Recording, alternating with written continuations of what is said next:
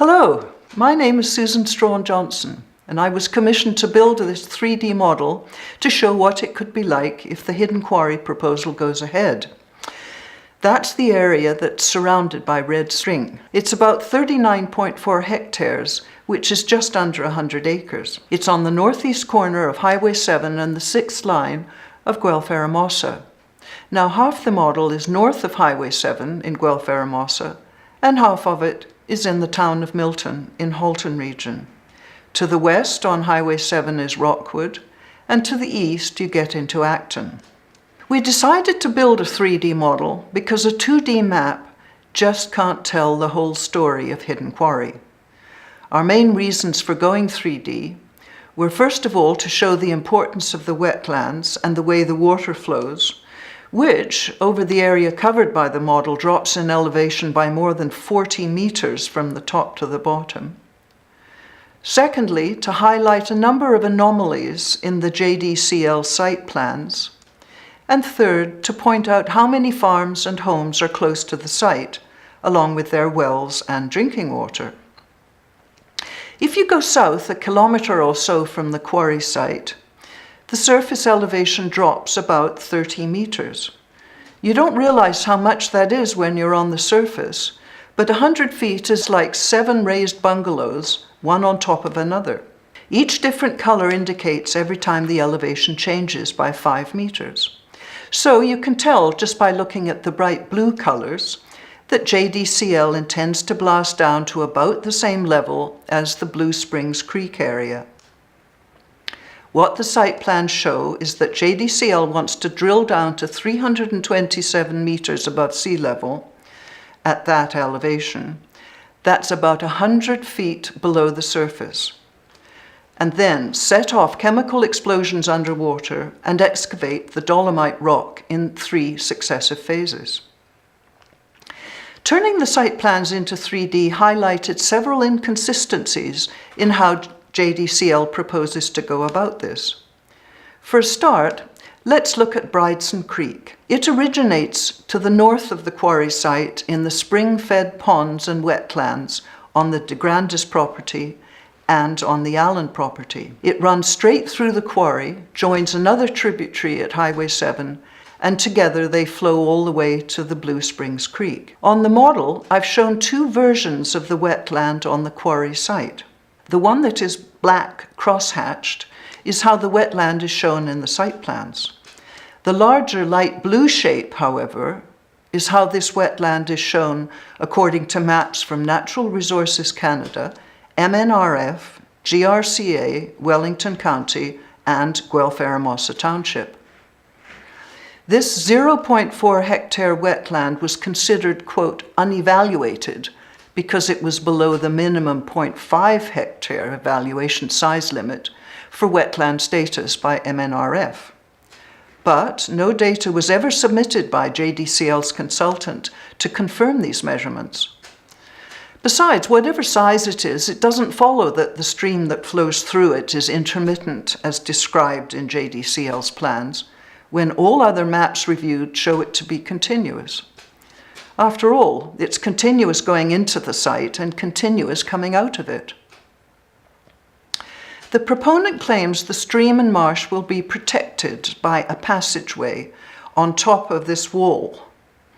It's going to be left perched between 2 100-foot cliffs with a buffer on either side of 20 to 30 meters.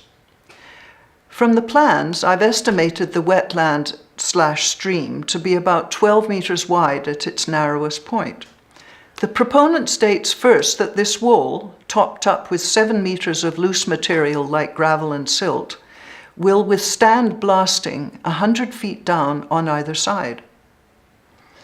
Now, while there is a page in the site plans that shows cross-sections from north to south, there is not one cross-section from west to east, showing if or how this wall will be reinforced. JDCL also shows a truck road in Phase 2, which was added as an afterthought because it isn't shown in the plan for Phase 1, and that's why I've illustrated it like this. The plan states that this road will allow the trucks access to Phase 2 crossing at this narrow point without harming the wetland, using a half culvert measuring just 2.7 meters in diameter. That is going to straddle a wetland and stream that is more like 12 meters wide at that point, and there's still supposed to be a buffer on either side. This begs the question, how is a 2.7 meter culvert going to manage that? And that's if the wall is left standing.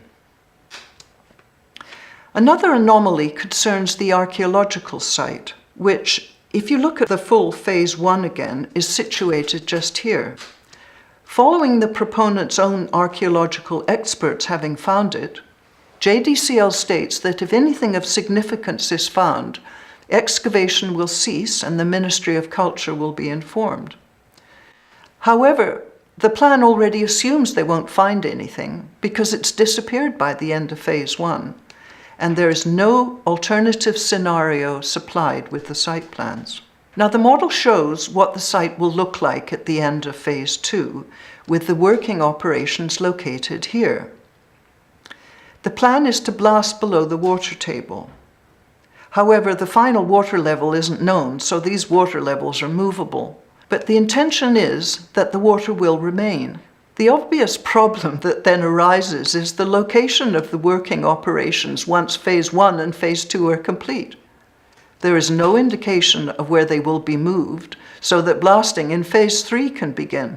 They're clearly not intended to move to a completed area of the quarry, since the new ground level would be below water, and there's nowhere else on the site they could go. This is a large area, comprising the tool shop, the temporary storage, the weigh scales, the crushers, the stockpiles, the washing pond, and the silt ponds. But where are they going to go when blasting begins in Phase 3? Remember that the application is for this single property only. The obvious question is it JDCL's intention to take these operations off the subject property? In addition to that, there's no indication of where the proponent plans to put the slag piles, and more importantly, to store the explosives. No mention is made of these at all. And by law, he can't keep them on the hidden quarry site because it's too small. They would be too close to the blasting. One can only assume they will be transported using a public road. Now, what would happen to the water table? You will see that we've indicated the location and depth of several wells in the area of the proposed quarry. Data was taken from the report from Hardin Environmental. It is known from other maps there are many more wells than these, but only those for which there was an MOE well report number can be shown, since only these numbers gave a location and the data on depth. At least 2 wells to the north are not as deep as what is proposed for the pits, so they could presumably run dry, and all the wells shown to the south have the potential to be contaminated by the chemicals used for blasting.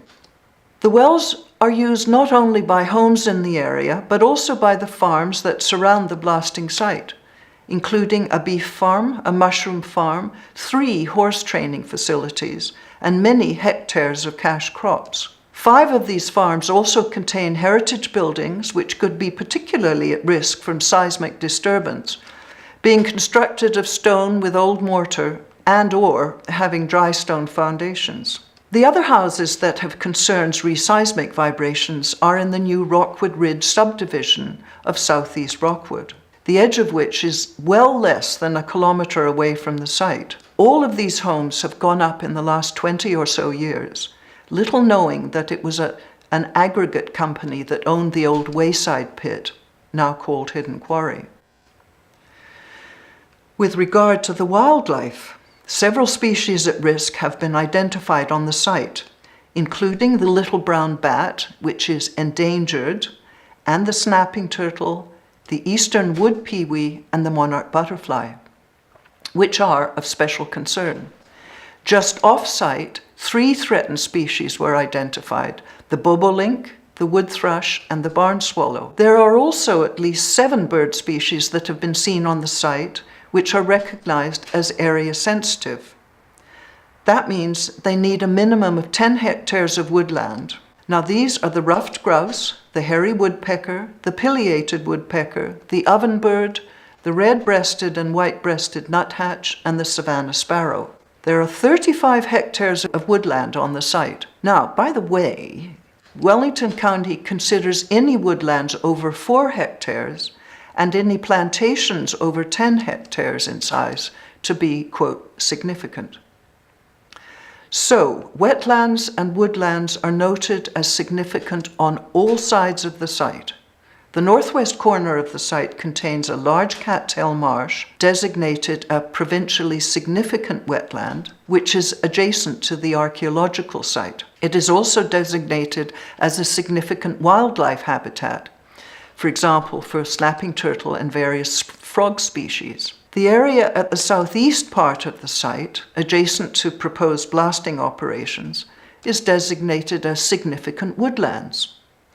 To the north and partially in the site, the wetlands are designated as an Area of Natural and Scientific Interest, or ANSI, by the MNRF. The Brideston Creek tributary that runs through the site flows into the Blue Springs Creek wetlands, named an Environmentally Sensitive Area, or ESA, by the MNRF and Halton Region. In addition, the Blue Springs Scout Camp has recently been designated a SCENE, an SCENE, or Scout Center for Excellence for Nature and the Environment, which is a world scouting classification. On the other side of the concession, fronting on the fifth line of Nassagaweya and bordering the road allowance between lots 30 and 31 to the north, is a property known as the Bear Den, which was donated to the Nature Conservancy of Canada in May 2005. On a personal note, I've been working with this model for several months now, making changes as new information is forwarded to me. I have done my best to honestly translate all the drawings and maps into 3D. But some of the intentions as described in the proponent's site plans are just not possible to illustrate because of the lack of information, or, frankly, because one piece of information contradicts another. Over that time, my personal conviction has grown that mining this property in this manner would create a high number of risks to people, wildlife, and the environment, especially using an untested underwater technique in this type of fractured limestone. In addition to being an artist, I also live in this part of the township, and I have been drinking pure water from our well, filtered only by the karst limestone our house is built on, for 25 years, as have previous residents back to when this hamlet was settled, as have my neighbors and their pets and their horses and their cattle. The shock wave from an explosion 100 feet down has to affect the fractured layers of rock somehow, and if it affects the aquifer we drink from and our wells are contaminated or dry up, our houses could be virtually worthless. That's just not fair, just to bring gravel closer to market. I don't believe the province should take this risk. Thank you.